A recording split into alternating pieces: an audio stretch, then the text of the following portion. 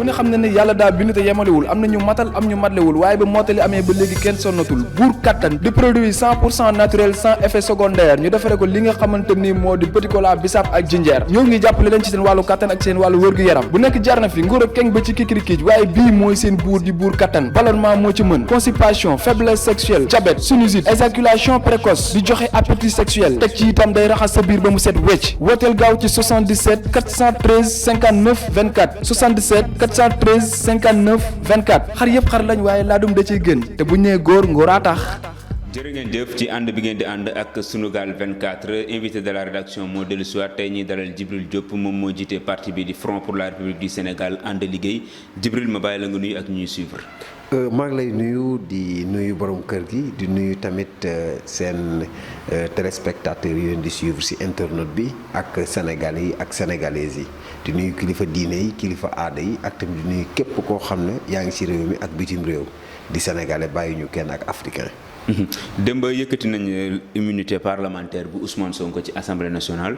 li ko wundu mooy coowam li dox ci diggante ak xale bu jigéen boobu di Adji Sarr te mu koy tuumaal ne daf koo siif ak menace de mort.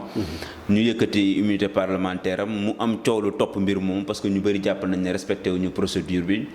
naam en tant que chef de parti waaye tamit observateur kii gis mbir mi naka nga ko jàngatee ndax respecté nañ procédure bi wala noo gisee démarche bi ba niñ ko yëkkatee. waaw xam nga toujours au Sénégal souvent il y a beaucoup de péripéties yu am souvent si au niveau de l'Assemblée nationale à ce qui concerne la levée des immunités parlementaires parce que à chaque fois bu jógee rek coow day ñëw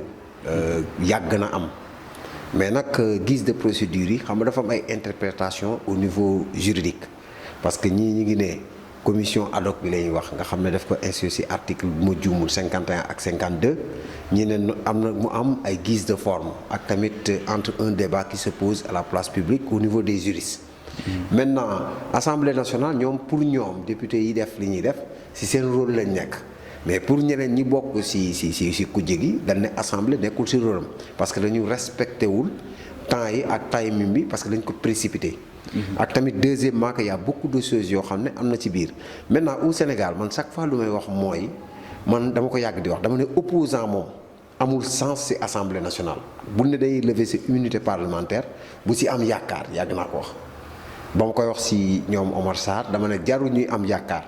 bis boo amee dossier ngay opposant même bu fekkee ne am nga kiiraay bu la assemblée nationale jox mi immunité bi bu ñu commencé jël levée bi rek jarul nga ci xalaat nga xam ne majorité mécanique. mais loolu ndax yoon la tamit ci dëkk bu ñuy wax ne démocratie la assemblée nationale nekk benn caisse de résonance boo xamante ne lu exécutif bi bëgg rek am ko. non mais dama lay wax benn affaire dans tous les assemblées du monde ça se fonctionne comme ça boo demee France sax am na yenn assemblée yoo xam ne bagarre day am député yi tojantey bopp. assemblée benn rek bi ñuy jël toujours référence souvent sax day am problème muy Angleterre nga xam ne day am débat ak yooyu gis nga débat yi ni mu amee bi ko télé yi doon jël et puis deuxièmement li tax presse bi keroog amuñu accès. xam nga loolu c'est pas du tout normal bokkul sax ci règle de jeu yi. moom li ma lay wax rek moo ci nekk gis nga réew yi nekk nii dañuy bàkkoo ay démocratie mais fii ak ñi ngi am benn régime présidentiel bu fort nga xam ne dañ naan séparation des pouvoirs mënul am. Parce que si le président de la République détient une majorité mécanique loi moo fay exister dootuñu xoolati dina naan ci texte yi batt mais dootuñu xoolati yow même sax les textes parfois textes yi interprétation yi dañu ñoo dugal ci ay ndëgg sërëx ci loi yi parce que c'est pas clair da ngay dem ci explication bi jox kii raison nga demaat ci explication bi joxaat kii raison parce que bi ma liiree benn rapport ci commission ad hoc bi ñoom dañ ne bépp membre bu nekk ci commission ad hoc bi amoo droit génne dem wax li xew tant que levée bi amul tant que parewul ci liggéey bi xam nga benn incohérence ngo xam nga loolu moom mooy nit ki amul sañ-sañ buy nekk ci réunion yooyu di ci wax ñi ci génn wax nag bu fekkee ne dañoo teg loolu ñooñu lan moo leen ciy topp xam nga yooyu yëpp dafa bëri moo tax Sénégal loi yi dafa am fu bëri foo xam ne dafa bëri ay jeexi jaaxa loolu lu ñu war a corriger la mais si on parle de démocratie recul démocratique bi ñu am moom au Sénégal moom dafa jéggi dayoo bi ñu jógee 2012 ba léegi. ok dañuy dellu si coow loolu nga xamante moo waral sax ñu yëkkati immunité parlementaire ak moom Ousmane Sonko mais mbiram bi dox ci coowal mi dox ci diggante ak Adji Sarr mi tuumaan leaderu parti Pastef boobu. léegi Ousmane Sonko nee na du dem wuy ji buñ ko woowee parce que mbir mi jaarul si yoon loolu noo ko gisee. waaw xam nga man Ousmane Sonko mon frère ak mon ami Ousmane président du PASTEF les Patriotes bon lu ma koy souhaiter en tant que man celui qui un jour voulait diriger ce pays ba tey man pour man la justice il faut que même nu mënti mel des conformes il faut respecter la justice parce que am na position yoo xam ne boo ko nekkee surtout moom nga xam ne bi ñuy wax tey jii le leader de l'opposition moom la parce que keneen ki doon yaakaar sax chef de l'opposition dem na man sama gis-gis moo ko doon conseil dama koy wax mu dem wuy ji parce que d'abord il y a beaucoup de péripéties en ce qui concerne la communication bon duñ si dugg parce que si communication peut-être que les professionnels de la communication yu ko wër mais conseil bi ma ko doon jox mooy comme lii am na teggi tuuma mooy nga dem wuy ji na dem wuy ji mais xam nga tamit dafa gis loo xamante ne histoire moo ñu ko jàngal mi Karim Wade mi Khalifa Sall ñu doon wax li nañ dem yoon def liggéeyam yoon dem léegi ba gis na ni ñu mujjee tey jii est-ce que tamit par prudence du loolu moo tax mënu dem wuy ji waaw xam nga dafa am ñaar yoo xam ne justice Sénégal ñëpp ko ŋàññi amul benn opposant bu nekk depuis 1960 ba léegi bu mës a d'accord ak suñu justice bi ñuy doxee c'est normal parce que ku nekk bu la neexee mën nga ñàkk wóolu justice ci yow la mais man lu may conseiller mooy que il faut d'abord respecter institution bi parce que c'est la justice parce que yow boo ne bu fekkee ne yow da nga nekk ci landerneau politique ëllëg mu nga nekk président de la République d'abord bu entendement yooyu la justice problème am na entre c'est une affaire civile woo nañ ko lever nañ immunité parlementaire conseil bi ma ko jox mu dem wuy ji dem défendre les actes nous sommes là des acteurs xam nga pour nga xeex dara tant que demoo mënoo xeex affaire dara ba boo bëggee mën a xeex affaire bi dëgg il faut bu leen may ñoom warul may pouvoir bi loo xam ne dinañ ko mën a entrer dinañ mën a dugg ci moom. mais rapport de force bi ñuy woote nag noo ko gisee. non un état mënoo def rapport de force Ousmane mënul def rapport de force ak état kooku moom sax wax na ko ak ay faiblesse yu bari yoo xam ne tiré nañ ko ci communication état moom mënut a def ak moom rapport de force maintenant lu ñuy ñaan mooy la stabilité dans ce pays fan lay njëkkee mooy ci ñuy gouverner parce que nit ki tamit doo ko pousser yor nga moyen de l'État yor nga sa police sa gendarmerie ak sa lépp ak sa justice ba noppi bëgg a pousser nit ki pour néewal ko doon loolu kenn du ci d'accord maintenant ay rapport de force kooku moom mënul am parce que d'abord un État c'est un État bien organisé ay rapport de force doo ci wax peut-être que dina am lu bari ay yoo xam ne mën na ci jur te du gënal mais nag rapport de force mënu fi am mënul am. alors conférence de presse bi wala déclaration bi mujjee def sax dañuy wax dafa évoquer à nouveau la thèse du complot ndax gëm nga ko. waaw xam nga en politique moom il faut s'attendre à tout moi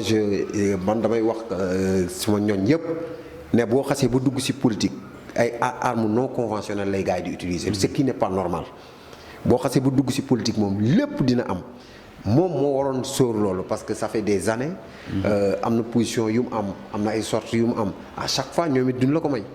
d'abord dans un premier temps mooy que état moom boo jàkkaarloog ñoom moom tout est permis nañu def ce qui n'est pas normal même dans tous les régimes boo nekkee seen opposant il faut s'attendre à tout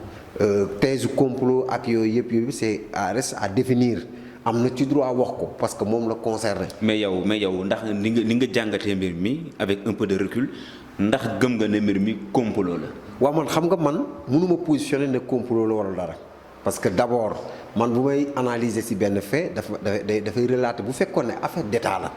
à ce qui concerne l'État. mais li ñu ci dégg yëpp nga dégg ci li ñu ci dégg lépp li ñu ci dégg ak li ñu ci gis yëpp moom moo dem ci salon ba ñu gis fa 4x4 bu dem ñoo ñu tudd ci keneen koo xamante ne jarbaatu responsable politique benn donc bëri na ay éléments yoo xam ne war nga ci mën a tirer benn conclusion. waaw mais xam nga lu bëree ay wax la.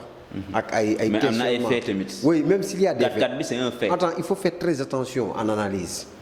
parce que am na ñoo xam ne dañ naan dégg naa. gis naa moom non mais du dégg Djibril nga am na ñu bari déedéet xam man du dégg parce que non dama posé question dama ne la PV man PV dafa disponible man am naa sens d'abord am naa sens bu jàng lu ñu naan renseignement loolu am naa sens jàng ko lu naan renseignement ak nu ñuy ay questions yi ni ñu koy posé ak yooyu ce monde est tellement développé dans le domaine de la communication d'abord version yi man lu may njëkk PV bi ma gën a intéressé mooy PV bu nekk sur le juge d'instruction parce que d'abord rapport ou gendarmerie ou la police bu ñëwee bon c'est un premier élément de fait mais bii gën a kii mooy bii jóge ci juge d'instruction c'est ça le rapport boo xam ne mën na si teg tànk mais rapport boo xam ne ñu ngi koy traîner te ce que je vois dans un pays bien respecté ay rapport secret yi doo ko gis rapport secret doo ko gis maintenant foofu am naa ci tuuti expérience. foofu du ma si wax ay thèse du complot la war parce que complot bu ñu lay wax ne la da nga mën a définir complot il faut nga am suspect te ki mu joxoon ne kooku la bon c'est le président de la République la wax moom lu ko tudd directement nommément maintenant attendons de voir ce qui va sortir parce que boo ne diw la moom dafa adressé di c'est normal en politique que sa adversaire bu ngeen jotee en matière de politique kenn du may sa morom dara mais nag man lu may wax mooy il faut arrêter les armes non conventionnelles en politique c'est dangereux te baaxul ci dëkk. da nga ci gis armes non conventionnelles. non les utilisations de termes en termes ñii dañuy jaay doole ñii tamit ne ñii dañ may bëgg jaay doole il faut que ma wan leen sama doole c'est pas comme ça. jeu démocratique bi waruñu ñun Sénégal am na foo xam ne war fu ñu toll mooy d'abord dañ ko war a ñoŋal parce que nous sommes un exemple de l'Afrique ñun rek ñooy pays boo xam ne actuellement li ñu fëgg y a le virus bi fi nekk y a le terrorisme y a beaucoup de choses yoo xam ne mi ngi ci biir moo tax ma ne il faut que les politiques nag faire très attention sur les utilisations ak tamit leur parole surtout en termes de communication parce que dans la communication y a beaucoup de choses yoo xam ne mën na ci dérouler mën na ci am mais nag kii war a njëkkee loolu c'est l'État. parce que un État respecté d'abord dafa war a respecter Ousmane Sonko dañoo war a respecter ay droits am parce que c'est pas n'importe qui dans ce pays il faut gars yi bàyyi xel ci loolu.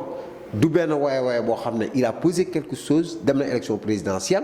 député à l'Assemblée nationale la il est sorti 3e à l'élection présidentielle il faut qu'on le respecte maintenant en guise de affaire de communication dem ak ñëw la tontoog wax la ñun nag am na yu bëri yoo xam ne comme ñu nekk ñu acteurs yoo xam ne ñoom lañ acté foofu mënuñu tirer une conclusion ne moom la ku ko jiñ tamit da nga koy tooñ ku ne tamit du moom tamit da nga koy tooñ li am nag ci yoon ci justice la nekk justice bi ñu bëgg mooy justice boo xam ne dafay respecter deux parties yëpp. mais comme thèse complot bi tegal naa la question bi nga wër ndomb question bi ba génnaat dem def affaire politicien. wër sama question daw. ñu ñëw ci beneen mbir mi mais gëm nga ne nag léegi ñuy wax opération wala ou bien campagne pour liquider un adversaire politique redoutable. loolu lan nga ci wax tamit. non xam nga il faut toujours la presse a beaucoup de problèmes sur ça parce que moi si on dit que gis nga en politique au Sénégal waxoon naa ko fi benn jour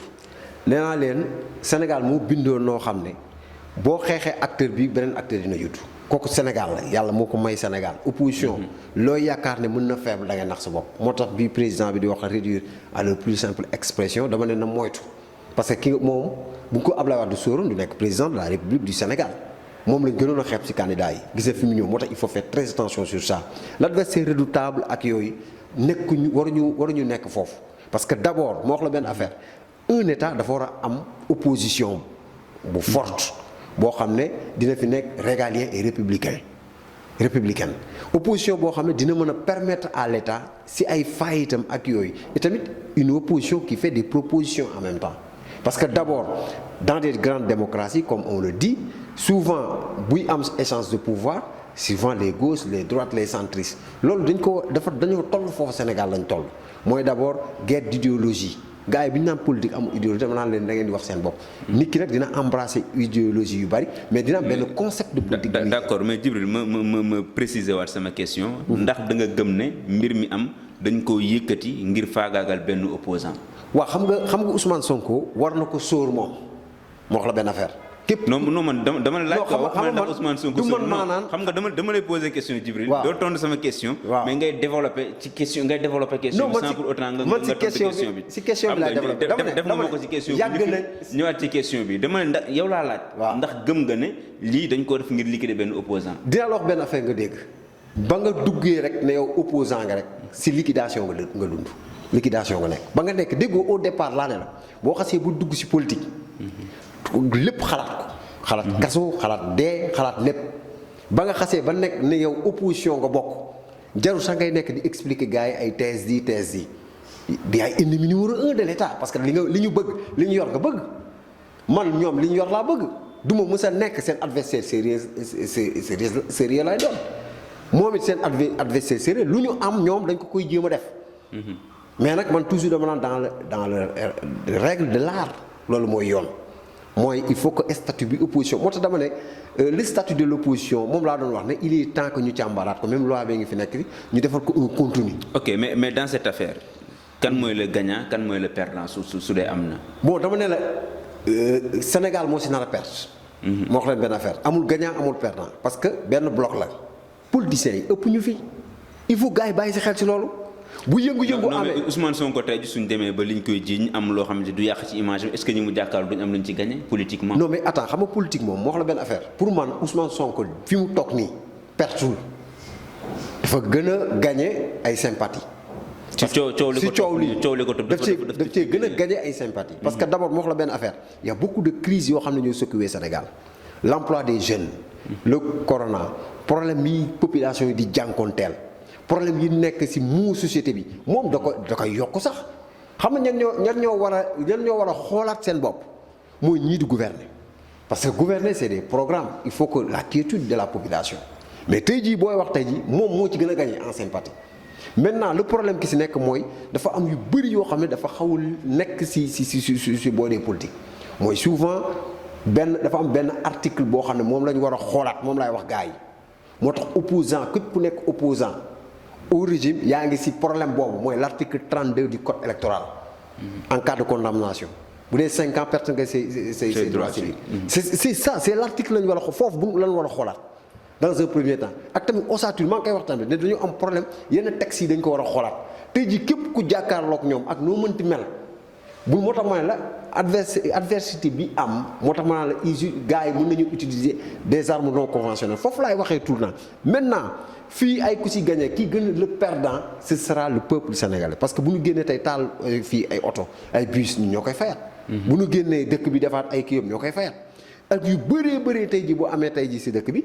ñun Sénégalais yi suñu poste yi jógee parce que ñooy fay ay impôts ay taxes. série d'arrestation yi noo ko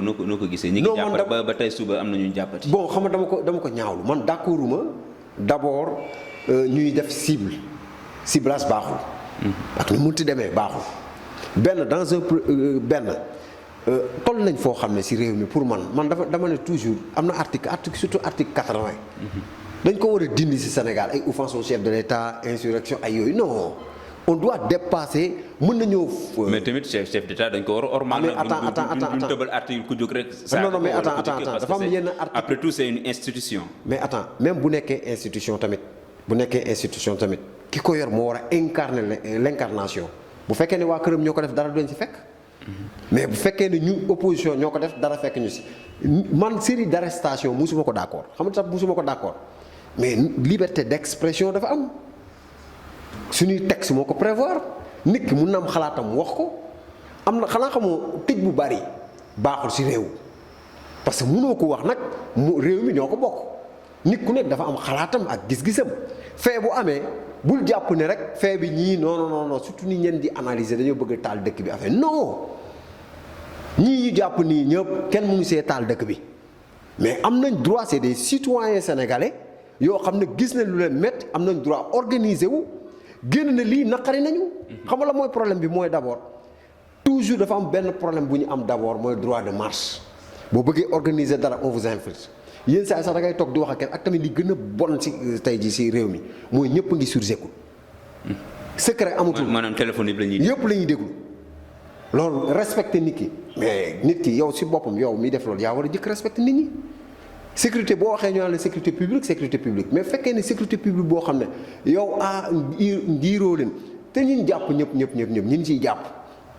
wóor na ma ne ay père de famille yoo xam ne ay taaba la ñuy dundee. boo leen jàppee seen famille naax saay il faut laisser ces ñooñ nañ leen bàyyi à chaque fois bu événement amee rek seulement baadoolo yi ak ñenn ñoo xam ne ndeysaan ñu amul doole ñoo ci gën a subir. dañuy daanele ci benn déclaration boo xam ne président Macky Sall def na ko semaine passée bi muy door ñàkk bi moom bi muy ñàkku sax mu ne bu ñu ñàkkul dina jël ñàkk yi may ko dëkk yi nga xam ne soxla nañ ko loolu boobu bi nga ko déggee yow nu mu la def wax jo erreur de communication man dama ne est-ce que du ñàkk bi dose bee ko dal. am nañu ne effet secondaire. waaw effet voilà parce que man je suis surpris. bi ma déggee le président de la République mais moom dafa fàtte ni suñu poche la daf ko jënd nee na. si impôt taxes yi lañ ko jëndee du vaccin bi moomu ko. kon moomul vaccin yi moomul vaccin yi da koy maye kon mayeloo moom. mayeloo moom. d'accord nañ ci dans le domaine de la coopération internationale entre les pays kon ku mel ni Gambie wala Guinée-Bissau nga xam ne dañoo am ak ñoom benn affinité ak ay familiards que bu dara amee fii dafay am ñu partager ak ñoom lu ñu am mais nag boo jëlee suñu vaccin suñu gafakat nga dem jënd si dara pare na da nga koy may kooku c'est une erreur de communication boo xam ne bon mais nag moom nag yàgg na ci moom yàgg na ci moom. ay phrases yoo xam ne day choqué moom yàgg na ci. kooku moom di ko wax man dama naan gars yi sax jarut a wax nañ jàll ndax moom chaque période daal daa mel ni yaram bi day tàng rek mu wax dara. parce que kooku moom boo koy wax sax man am na ñoo xam ne sax bëgg ci sori man loolu li ma si wax. effet xam naa li ñu wax moo si nekk dose bi ñu ko dóor moo am doole. bon mu waxee noonu. waaw mais am na ñu bëri rafetlu ñu kàddu yooyu alors fi may daanelee jotaay bi rek mooy naka nga gisee ñàkk bi door nañ ko campagne de vaccination bi noo ko gisee lan moo si sa appréciation ndax communication bi baaxoon na. non xam nga toujours effet de communication dafa am si structure gouvernement bi surtout nag en ce qui concerne le ministère de la santé. D'abord objectif yi. toujours ak tamit plan de canaux de communication yi souvent dafay raté. dafay des. xam nga Sénégal habitué nañ si ñàkku lu yàgg la depuis bi ñu nekkee xale dañu daan ñàq di ñu jox ay doom kon boo wootee ne day ñàqu du lu Sénégal yi miin la mais ça dépend nag si plateforme yi ñu ko def ak tamit ça dépend si communication. bi ak li ngay def parce que nit ñi wax ñu ne du ñu ñàqu mais boo dugalee seen xel ne lii day reye dañ koy daw mais nag man je vois que ni. fagaru moo gën faju képp kuy acteur nga xam ne carrément ragal nga feebar propagé wu nga am yaakaar war nga mën a dem ñaxu. ñu ñàkk la waaw lan ngay yëkkatee jotaay bi waaw di leen sant di leen gërëm. delluwaat di la gën a gërëm di gërëm waa Sunugal 24. di wax ni occasion yi dafa baax ngeen ñu koy may ñuy mën di exprimer wu. di wax nag li dal Ousmane Sonko ñun nekk ci opposition bi yëpp la appelé dañ ko war a jàppale. D'abord parce que lu metti la Sénégal moom mais nag damay appeler à les deux parties ñu am des retenues parce que Sénégal lañ dëkk ñun Sénégal lañ dëkk muy entre parti Adji Sarr ak parti kii c'est-à-dire que toujours réew bu dara amee li ñu ko xamee woon bu njëkk ñun Sénégal réewu dialogue la réewu waxtaan la réewu tamit demalante te ay mbokk lañ man lu ma siy ñaan mooy yàlla na yàlla def jàmm ci mbir mi ak tamit duma comme acteur politique yoo xam ne dañuy ñëw pour tirer ci ay profit am na si ñoo xam ne loolu du benn clan laa siy faral. parce que d'abord du sama rôle mooy fexe ba Ousmane lien yi ma am ak moom masawu ko parce que metti na masawu tamit beneen parti bi mais tamit di wax ne dëgg bi yàlla moom dëgg te lépp lu ci am justice bi nañu éclairer ci dëgg. ñun loolu lañ yaakaar te tamit di wax ak jeunes yi. ne leen réew am na foo xam ne bu fa tolloo ñooy jël suñuy responsabilité dëkk nag mooy voir ailleurs ak tamit voir plus loin